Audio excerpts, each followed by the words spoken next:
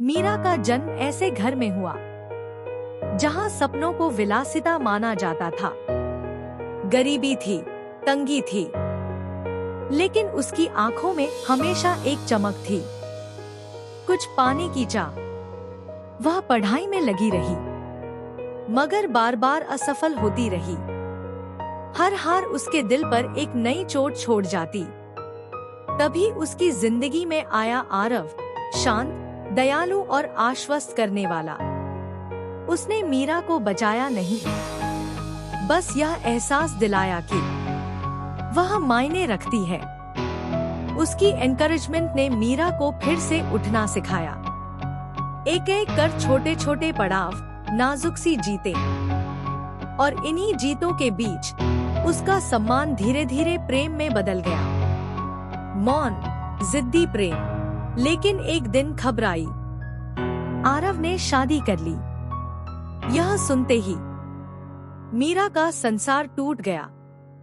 अकेलेपन की रातों में उसने खुद से कहा, मैं तो पहले ही दिल से उसकी पत्नी हूँ। यही विश्वास उसकी ताकत बन गया।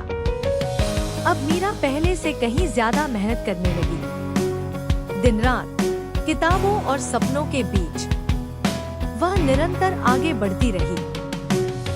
उसे ऐसा लगता जैसे आरव दूर से उसे देख रहा हो, उसकी हौसला अफजाई कर रहा हो। अब असफलताएं उसे मारती नहीं थी।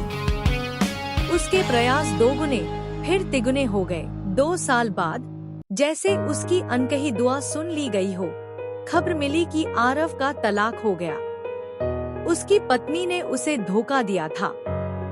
एक छोटे से कैफे में उनकी मुलाकात हुई। आरव थका हुआ, टूटा हुआ सा लगा। मीरा उसके पास बैठी, चुप रही।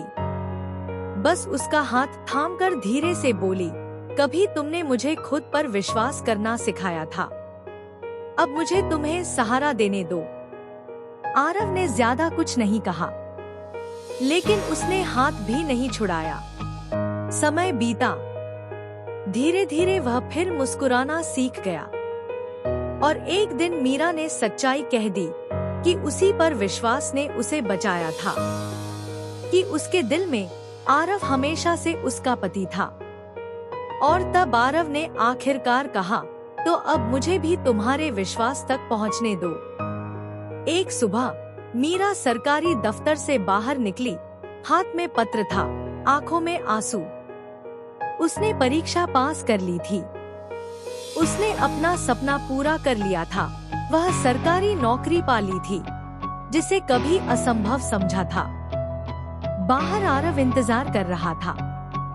उसने कुछ नहीं कहा, बस मुस्कुराया, उसे गले से लगाया और धीरे से फुसफुसाया, मुझे तो हमेशा पता था कि तुम करोगी।